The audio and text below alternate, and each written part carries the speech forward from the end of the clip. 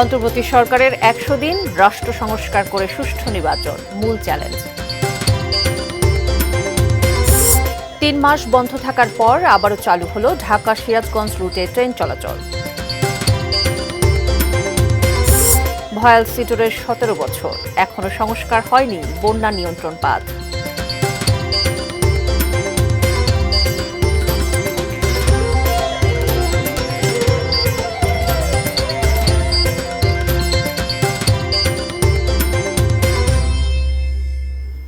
এটি নিউজ দেখছেন। সারা দেশের সর্বশেষ খবরাখবর নিয়ে আমাদের নিয়মিত আয়োজন দেশের খবরে আপনাদের সবাইকে আমন্ত্রণ জানাচ্ছি। আমি মুন্নি ইউসুফ। সংবাদ শিরোনামগুলো শুনছিলেন, এবার বিস্তারিত। নিত্যপণ্যের বেজায় দাম, নিত্যদিনের নানা আন্দোলন, বিগত শাসক সমর্থকদের প্রোপাগান্ডা এবং রাজনৈতিক দলগুলোর সংস্কার ও নির্বাচনের চাপ, এসব সামলেই কেটেছে ডক্টর মোহাম্মদ ইউনূসের নেতৃত্বে অন্তর্বর্তী সরকারের ১০০ দিন। সরকারের ঘটনাবহুল শতদিনের খতিয়ান জানাচ্ছেন সহকর্মী সাজেদা সুইটি।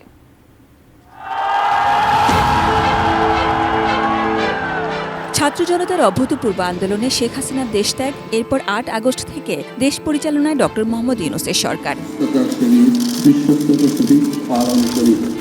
রাগ অনুরাগের বশে কিছুই করা যাবে না এমন শপথে যাদের চলা শুরু, তাদের পথটি নিঃসন্দেহে কঠিন। বিশেষ করে নোবেলজয়ী অর্থনীতিবিদ ডক্টর ইউনূসের প্রতি দেশবাসীর প্রত্যাশা আকাশচুম্বী বলেই সরকার প্রধান হিসেবে তার সফরের প্রতি মুহূর্তই চ্যালেঞ্জের। প্রতিদিন নানা দাবিতে উত্তাল রাজধানীর বিভিন্ন জায়গা, হোক প্রধান উপদেষ্টা ডক্টর ইউনূসের বাসভবন যমুনার সামনে, প্রেস ক্লাব এলাকায় বা শাহবাগে। দাবি হোক ন্যায্য বা অন্যায্য, সামলাতে হয়েছে ধৈর্য ধরে। বিশেষ করে সংখ্যালঘু ইস্যুতে হিন্দু সম্প্রদায়ের নিরাপত্তা নিশ্চিতের পাশাপাশি বিরোধীদের অপপ্রচারও সামলাতে হচ্ছে শুরু থেকেই। মরার উপর খাড়ার ঘা হয়ে আসে প্রতিবেশী দেশের পানিতে ফেনী, কুমিল্লা, নোয়াখালী সহ ১৯ জেলার বন্যা। আন্তর্জাতিক গুমবিরোধী কনভেনশনে সই করেছে বাংলাদেশ। সিদ্ধান্ত হলেও বঙ্গবন্ধু শেখ মুজিবুর রহমানের পরিবারের নিরাপত্তা ও সুযোগ সুবিধা এবং সাইবার সিকিউরিটি অ্যাক্ট সহ কয়েকটি কালো আইন বাতিলেরও। এর মাঝে রাজনৈতিক দলগুলোর চাপ ক্রমশ বেড়েছে। তারা সংস্কার ও নির্বাচন চান দ্রুত। কাজ করছে ১১টি কমিশন। সিদ্ধান্ত এসেছে শেখ হাসিনার দীর্ঘদিনের আবাস গণভবনকে জুলাই স্মৃতি জাদুঘরে রূপান্তরের, যেখানে একটি প্রতীকী আয়নাঘরও থাকবে। বিসমিল্লাহির রহমানির রহিম। দায়িত্ব পাওয়ার পর দেশের বাইরে ডক্টর ইউনূসের প্রথম সফর নিউ ইয়র্কে জাতিসংঘ অধিবেশনে। বিশ্ব সম্প্রদায়কে আমাদের নতুন বাংলাদেশের সঙ্গে সম্পৃক্ত হওয়ার উদাত্ত আহ্বান জানাচ্ছি। এরই মাঝে বাংলাদেশ ঘুরে গেছেন ডক্টর মোহাম্মদ ইউনূসের বন্ধু এবং মালয়েশিয়ার প্রধানমন্ত্রী আনোয়ার ইব্রাহিম।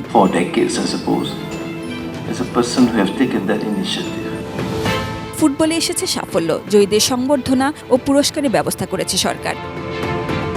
শুরু থেকে সরকারের অন্যতম সমালোচনা সেন্ট মার্টিন ইস্যুতে। দ্বীপের পরিবেশ ও জীববৈচিত্র্য রক্ষায় সেখানে রাত যাপন বন্ধ করা সহ সরকারের বিভিন্ন উদ্যোগ এসেছে।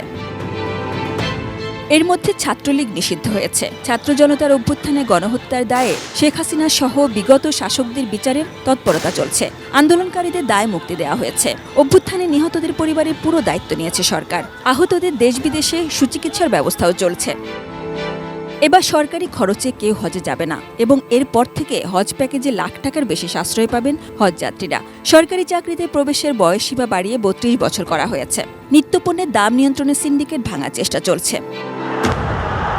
রাষ্ট্রপতি মোহাম্মদ শাহাবুদ্দিনের পদত্যাগের দাবি উঠেছিল। রাজনৈতিক দল ও শিক্ষার্থীদের মতের মধ্যে সমন্বয়ের ভিত্তিতে সিদ্ধান্তের আশ্বাসে পরিস্থিতি ঠিক হয়। এখনও পুলিশের মনোবল ফেরেনি, তাই আইনশৃঙ্খলা পরিস্থিতি ঠিক রাখতে মাঠে সেনা সদস্যরা আছেন, সেনাবাহিনীর কর্মকর্তাদের বিচারিক ক্ষমতা সহ। অনেক কিছু হচ্ছে, অনেক কিছুই হয়েছে। তবু সব বিবেচনায় নিত্যপণ্যের দাম ঠিক রাখা, জানমালের সুরক্ষা নিশ্চিত এবং খুব দরকারি ক্ষেত্রগুলোতে সংস্কার সেরে দ্রুত নির্বাচনের আয়োজনে যে এই সরকারের মূল লক্ষ্য এবং সবচেয়ে কঠিন চ্যালেঞ্জ, তাতে কোনো সন্দেহ নেই। কাউকে দুশ্চিন্তার মধ্যে থাকতে হবে না। Sajeda Sweety, ATN news, Dhaka. বৈষম্য বিরোধী আন্দোলনে গুলিবিদ্ধ শিক্ষার্থী মোহাম্মদ আবদুল্লাহর বেনাপোলে দাফন সম্পন্ন হয়েছে। রাজধানীর সম্মিলিত সামরিক হাসপাতালে ৩ মাস চিকিৎসাধীন থাকার পর গতকাল আবদুল্লাহ মারা যান। সকাল ১১টায় বেনাপোলের বড় আস্ট্রা গ্রামে পারিবারিক কবরস্থানে চিরনিদ্রায় শায়িত হন আবদুল্লাহ। এর আগে সকাল 10:30টায় যশোরের শার্শা উপজেলার বেনাপোল বলফিল্ড মাঠে তার নামাজে জানাজা অনুষ্ঠিত হয়। এ সময় উপজেলা প্রশাসনের পক্ষ থেকে গার্ড অফ অনার প্রদান করা হয়। জানা যায় শার্শা উপজেলা নির্বাহী কর্মকর্তা কাজী নাজিব হাসান, শার্শা উপজেলা বিএনপির আহ্বায়ক খায়রুজ্জামান মধু, জামায়াত ইসলামী কেন্দ্রীয় কমিটির কর্মপরিষদের সদস্য মাওলানা আজিজুর রহমান, জেলা জামায়াতের আমির মাওলানা হাবিবুর রহমান সহ সর্বস্তরের মানুষ ও নেতাকর্মীরা অংশ নেন। গত ৫ আগস্ট রাজধানীর তাঁতীবাজার মোড়ে বংশাল থানার সামনে কপালে গুলিবিদ্ধ হন আবদুল্লাহ। তিনি ঢাকার সরকারি শহীদ সোহরাওয়ার্দী কলেজের রাষ্ট্রবিজ্ঞান বিভাগের ৩য় বর্ষের শিক্ষার্থী ছিলেন।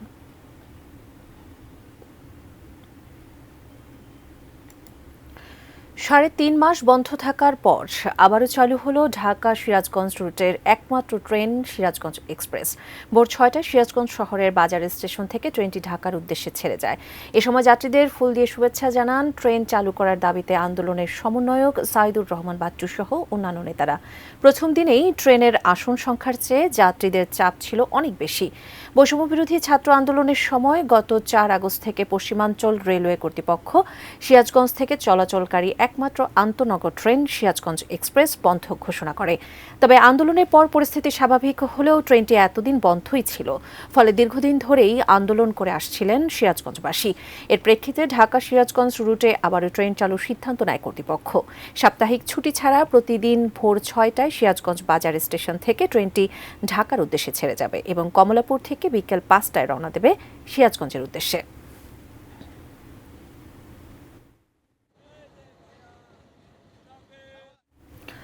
সুন্দরবনের দুবলার চরে চলছে ১৫০ বছরের ঐতিহ্যবাহী রাস পূর্ণিমা পূজা ও পুণ্য স্নান। উৎসবকে কেন্দ্র করে সুন্দরবন উপকূল জুড়ে নেওয়া হয়েছে কঠোর নিরাপত্তা ব্যবস্থা। ১৪ থেকে ১৬ নভেম্বরের এই আয়োজনে যোগ দিতে বুধবার থেকেই দলে দলে আসতে থাকেন পুণ্যার্থী ও দর্শনার্থীরা।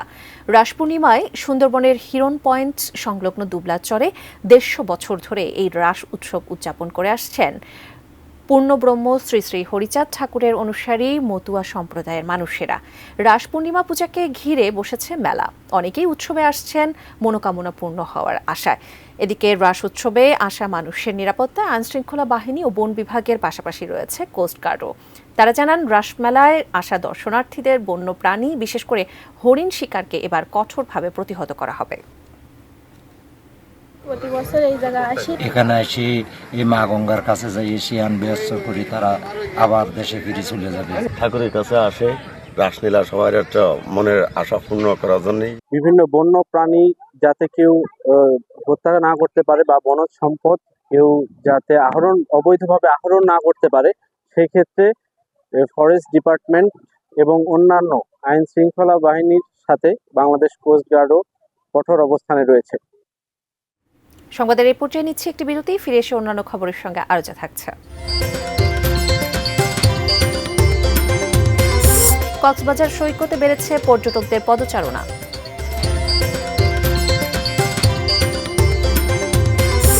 পাবনার বড়াল বিদ্যানিকেতন যেন শিশুদের আনন্দ ভুবন।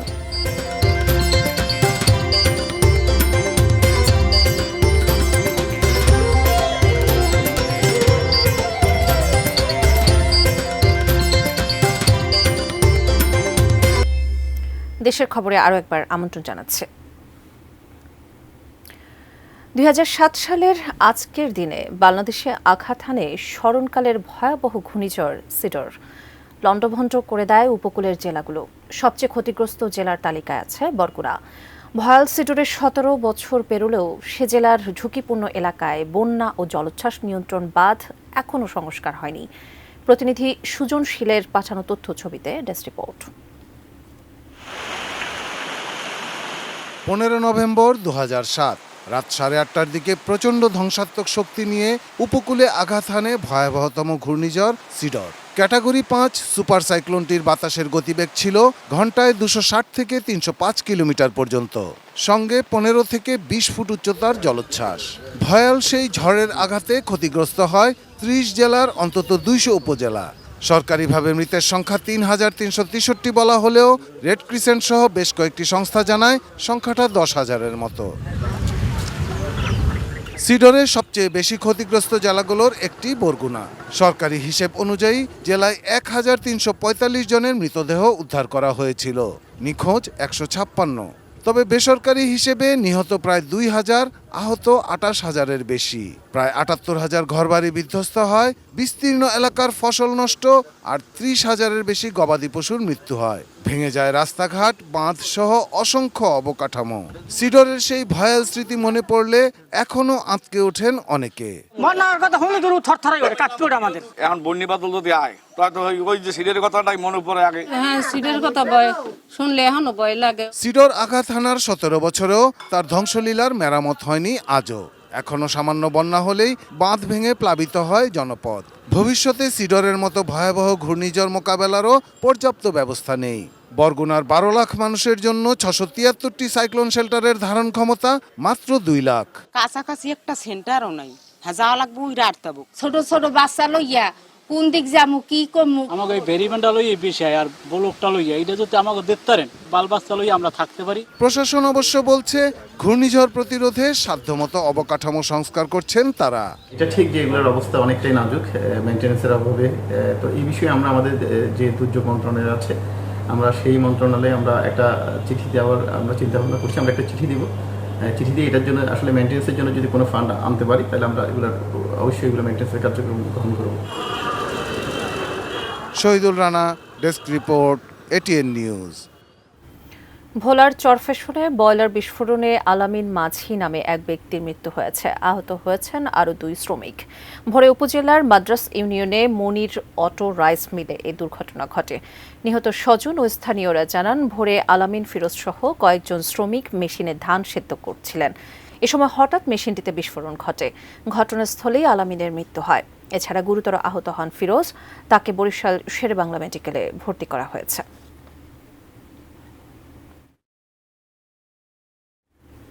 সংবাদে আবারও নিচ্ছে একটি বিরতি, সঙ্গে থাকুন।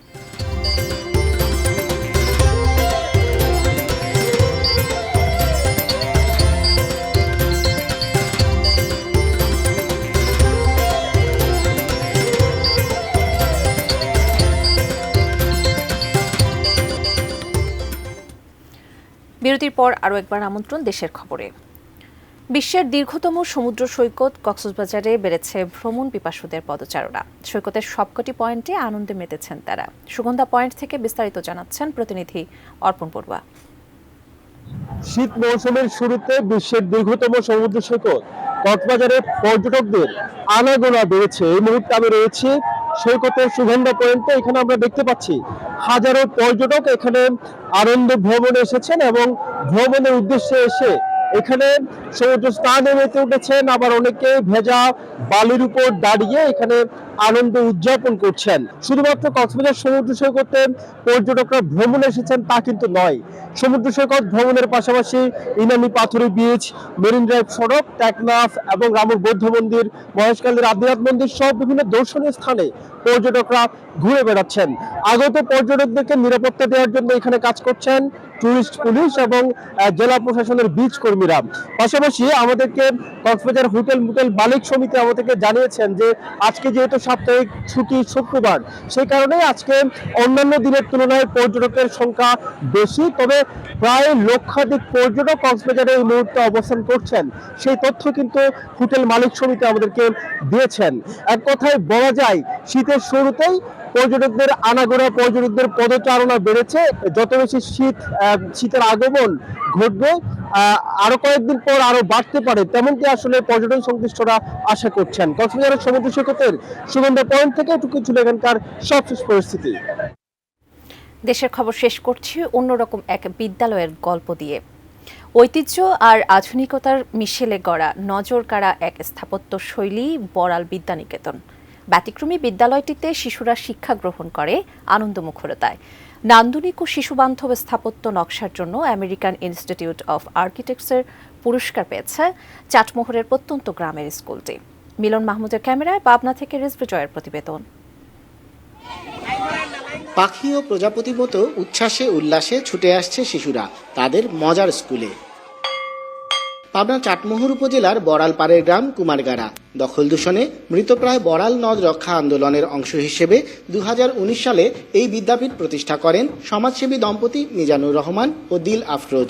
এমন প্রচেষ্টায় মুগ্ধ হয়ে যুক্ত হন পরিবেশবিদ স্থপতি ইকবাল হাবিব। প্রকৃতি ও শিশু শিক্ষার মেলবন্ধন ঘটিয়ে ইকবাল হাবিবের নজর কাড়া নকশায় খোলনলচে বদলে নান্দনিক স্থাপত্যের রূপ নেয় বড়াল বিদ্যানিকেতন। অন্যান্য আন্দোলনের মধ্যে বাংলাদেশের পরিবেশটা রক্ষা করা অনেক জরুরি। পরিবেশগত যে জ্ঞান এবং একাডেমিক জ্ঞান এটা যেন চলতে থাকে, এই চিন্তা থেকে কিন্তু আমরা স্কুলটা শুরু করি। ইট, কাঠ, বাঁশ ও মাটির তৈরি স্কুলটিতে রয়েছে দুটি একতলা ও একটি দোতলা ভবন।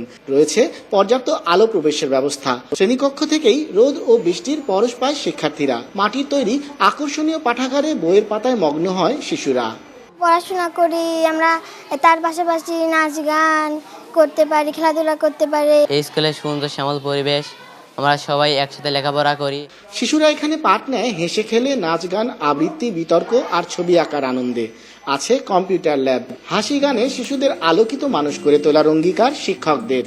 আমাদের পরিবেশটা এমনভাবে করা হয়েছে ওরা যেন প্রকৃতির সাথে মিশে পড়াশোনাটা করতে পারে। প্রত্যেকটা ক্লাস শেষের দিকে আমরা একটা রিভিউ করার চেষ্টা করি যে আচ্ছা আজকে আমরা কি নতুন শিখলাম। এক্সট্রা কারিকুলামের মাধ্যমে তারা নিজেদেরকে বিকশিত করছে। তারা নির্দ্বিধায় বলতে পারে আমাদের শিক্ষা প্রতিষ্ঠান আমাদেরকে সৎ শিক্ষা দিছে। স্থাপত্য নকশার সামাজিক গুরুত্ব বিবেচনায় স্কুলটি জিতেছে আমেরিকান ইনস্টিটিউট অব আর্কিটেক্টসের সম্মানজনক দুটি পুরস্কার। বাচ্চাগুলি এখন যেন অবশ্যই স্বপ্ন দেখে সে পৃথিবীর যে কোনো স্থাপত্যের সাথে তুলনীয় সুন্দর স্থাপত্য পরিসরে সে বড় হচ্ছে, তার পৃথিবীর শ্রেষ্ঠ সন্তান হওয়ার জন্য কোনো পিছুটান থাকার প্রয়োজন নেই। উদ্যোক্তাদের প্রত্যাশা, ফুল, পাখি আর সবুজের সাথে বেড়ে ওঠার এই সুযোগ আগামী প্রজন্মকে করবে উদ্ভাবনী ক্ষমতা ও মানবিক গুণ সম্পন্ন। প্রাথমিক শিক্ষায় শিক্ষার্থীদের স্বতঃস্ফূর্ত অংশগ্রহণের এই সাফল্য আগামীর জন্য হতে পারে বড় উদাহরণ। রিজভি জয়, এটিএন নিউজ, পাবনা। এ ছিল দেশের খবর। এতক্ষণ সঙ্গে থাকবার জন্য সবাইকে ধন্যবাদ।